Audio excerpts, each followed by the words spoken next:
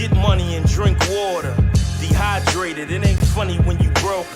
I'm about to climb, you stupid niggas out of line. We ain't the same, I'm on a different. All right, man, salute to the battle rap community. Welcome back to the culture. Seven Mitchell, T7M Radio, man. Got a special guest on deck, as y'all can tell. A legend in this thing, a Queens legend when it comes to the hip-hop battle rap culture, man. I got the big homie DNA in the building joining us. DNA, what's popping, bro? Yo, what's going on, Sav? What's the word, man? Oh, man, appreciate you. We getting money, drinking water. We following suit. You already know the vibes. Yes, sir. Yes, sir. Hey, man, off the top, congratulations on the project.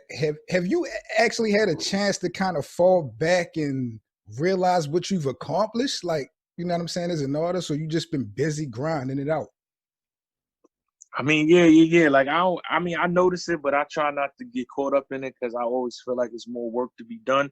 So, yeah, I just keep it moving, man, because I ain't at where I want to be at. So I'm happy with what's going on, but I'm not content. Okay. 11 tracks total, including the intro on the album. Dope album, well put together. What was the inspiration, DNA, behind this album? Because it seemed like it was a multitude of different things. So did you have one specific inspiration when you came up with the project?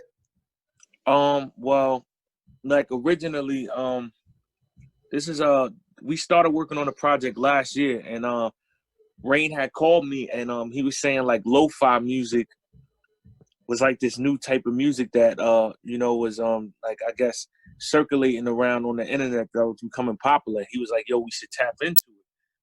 So like vice versa, whenever I call Rain with an idea, he'd be with it. Whenever he calls me, I'd be with it. So I'm like, yeah, I mean, you're gonna make the beats, let's do it.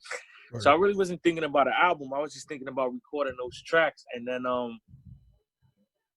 we had walked around around Central Park just talking. Like, I never did that before with making music. Like, usually I just go in the studio, hear the beats, boom. So we had like a whole conversation about like what I'm trying to put out in the music.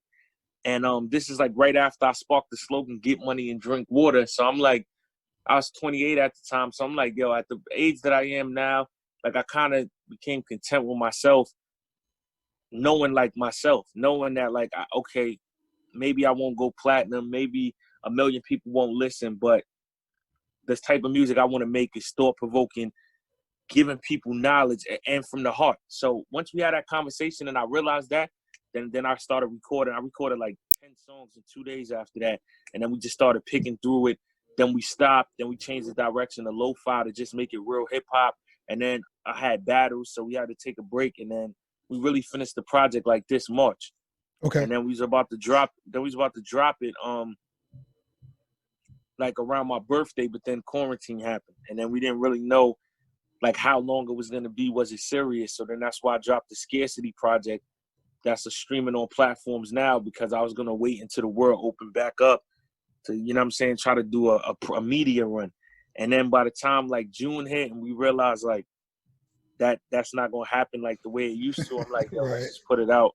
Right. You know what I'm saying, let's just put it out for the people so they can hear it. And then in the process of doing that, we had seen that the streaming numbers was good on the Scarcity project, but the residuals was terrible. And I'm like, yo, man, with all this stuff going on, like with the Black Lives Matter movement and just really trying to empower ourselves as Black men, it was like a sign to me like, yo, why am I even going through them when I have a platform, when I have a fan base, when I have people that will support me on my own? And then that's when we came up with the idea just to do it independently and, not go through any major streaming platforms to release the project. So it's like everything just came about like as time went on, but it was for the good though. That was a genius move, because I wanted to know, what opted you guys to take the independent route when distributing it versus putting it on, the general streams. I thought that was a good move. When we talk about the content itself, man, I really get a Queens feel. Like, I get that old Nas Illmatic vibe DNA on some songs. Like, the production was real original. Can you kind of talk about what went into, making the album as far as the producers? Did you just, fuck with internal in-house type of people when you putting this project together? So Rain made every beat on the project. Ooh. Crazy. Yeah. So Rain made every beat on the album.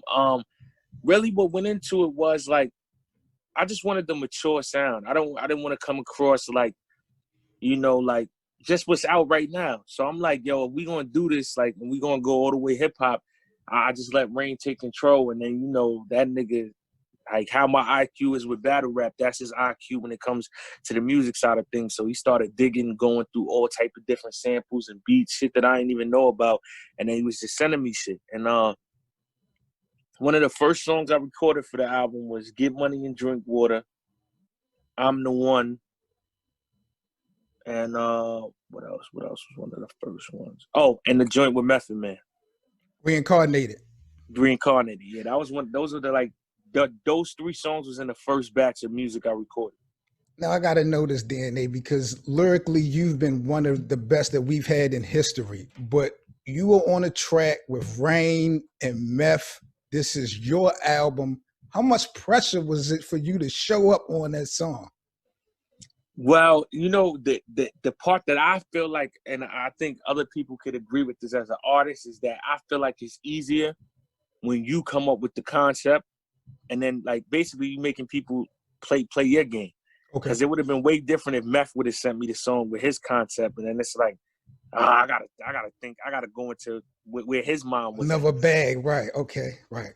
So I had came up with the concept while me and Rain was in the studio, and I was hyped, and I told them about it, and then I already had my verse, and then I laid my verse down, and Rain did his verse, and then we sent it to Meth, and then Meth sent, and then like not even surprisingly, but Meth sent his verse back in like 2 days. That's fire. And then we had the track. So the pressure, like I was anxious to see if I could keep up with both of them, because both of them niggas is super lyrical, but it just wound up being a balanced track, like everybody using that concept and in their own creative way, which was crazy.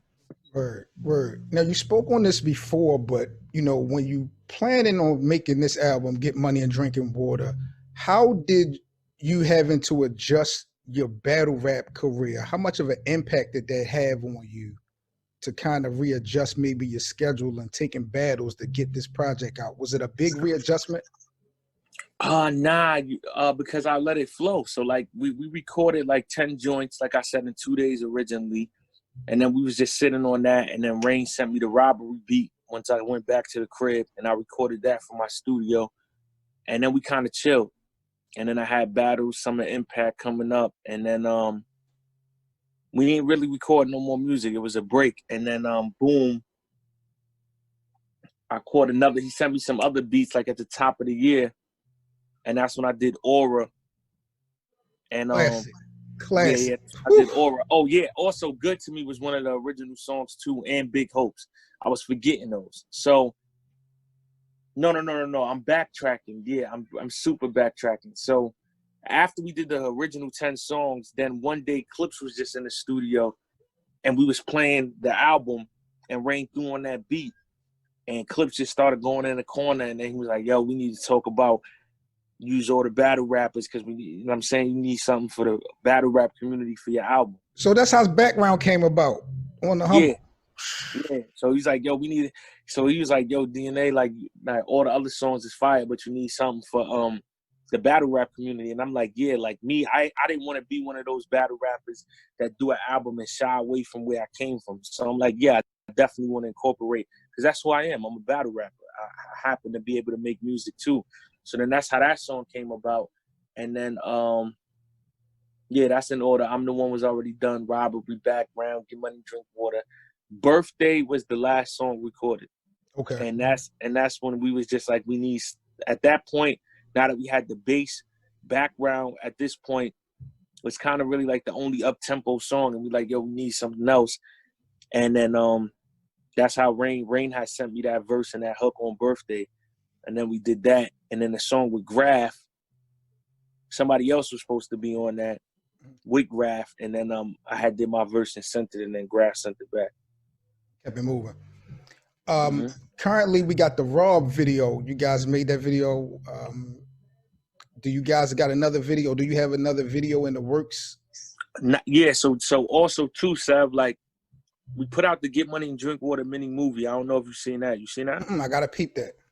Yeah, that was the first one we put out the day before the album. Okay. And then we dropped the robbery video, but this is all pre-corona. All these videos is almost corona. All these videos is almost a year old. Wow. Yeah. That's why you see like it's what we would consider normal. Like I got one more to I'm the One. I didn't put it out yet. I'm gonna even put it out this week and next week. So I had 4 videos already in the stash. That's how long I've been working on it. So in the next 2 weeks I'm supposed to get up with my director. We about to shoot more videos off the project, and I already got a new one that's about to come out soon. So I'm not playing. That's fire. That's fire, D. Now, Yeah. in this album, there's not a whole lot of shoot 'em up, bang bang, drug talk. You know, just like you are in your career, you stuck to the script. But how tough a decision was that DNA when you transition into a new realm, like when we dealing with the mainstream hip hop? Was it hard for you to make that decision to stick to the script, or did you kind of wrestle with feeling like you might have to go outside the box, making your content for it to work? So like this, how I look at battle rap like a movie. So in the movie, Denzel Washington was the bad guy on Training Day. He was a drunk father in Fences. He was Frank Lucas in American Gangster. It's like different realms you can go in. So in battle rap, people hear me talk about all type of things, and I've experienced some of those things. I've been around people that have done them, but I feel like in music, it's like you, like me, in real life, I'm the person that anytime somebody got a problem, I always give them the other side of the perspective, the thinker, the one that's going to tell you, don't move this way, you should go this way. Everybody else is going up the street this way. You should make a U-turn and get to the corner faster. So it really wasn't hard to incorporate that. The hardest part for me was coming to terms with is that is not considered in anymore. So like when I grew up on hip hop, that was it. You was ill if you can go to a different room and, you know, be creative, have concepts. Now it's like something that's so basic. And then you'll see people that feel like because I do what I do, I can't rap on a trap beat, or I can't talk about girls with their ass shaking, or people getting drunk or doing drugs. And that's easy. So I never been the type to want to do anything easy. So I just really needed somebody that was going to back me on that, because my friends, they love the way I rap, but they get so caught up in the media and what's going on now that they feel like, all right, with DNA, you have to do this to be successful. So that's everything that I'm hearing while I'm not doing music. And then it's starting to fuck with me, because that's the only thing I'm seeing. So then that starts becoming reality. Like, all right, maybe they right. And then I have a conversation with Rain, and he's on the same path that I'm on. And then it instantly clicks. Like, we're going to do everything outside of the box. We're not going to put this on streaming platforms. We're not making the music that is considered in, but it's still going to be hip hop, and it's going to be done on a high level. So once we got on the same page, it's like, that's all I need is the producer, and I'm the artist. So we on the same accord. Everybody else will fall in line when they see it all manifest and turn out how it's supposed to be. So for me, like, the decision of what I want to do wasn't hard, but the decision to actually follow through with confidence to do it, yeah, that's why it took so many years for me to be doing music, because I wasn't sure. But now I'm like, I'm content with it's going to go how it's supposed to go, because it's coming from the heart and it's real. Right. And it's something that a lot of people are scared to do, and it's some shit a lot of people is not doing right now. Well, I want to tell you, bro, this is not a situation that you just accomplished. In my opinion, you really put together a classic piece of work. You know what I mean? You guys collectively have given the culture and the streets a great vibe at this time, man. And I definitely want to give you guys y'all flowers, because the shit is lit. Like, they ain't even good looking. Right. All right, D, man, I appreciate you. I'm not going to hold you up, man. Anything you want to let the people know as far as where to, you know, get the project before we get up out of here? Yeah, definitely. Get Money and Drink Water. Streaming on no platforms right now. The only way you can get it is if you DM me on Instagram at The Real DNA GTFOH, or on Twitter at DNA_GTFOH. Yeah, right now we got CDs too that I'm physically autographing, signing them out to people. Only 50 copies. I think we down to like 15 now. You know what I'm saying? And we only doing that one time. So after they go, we're not doing it no more. So if y'all want those, we got those right now too.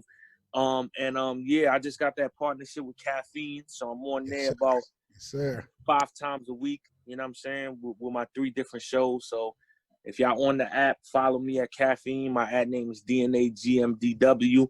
And yeah, that new project, Once Upon a Time in America, that's about to come out next. That's what's up, man. Well, congratulations on everything, bro. Stay safe. You know what I mean? Keep the family safe, and hopefully we can touch down later again in the future, bro. Yeah, yes, sir. Good looking, bro. Alrighty, be safe, bro. Got you. 1.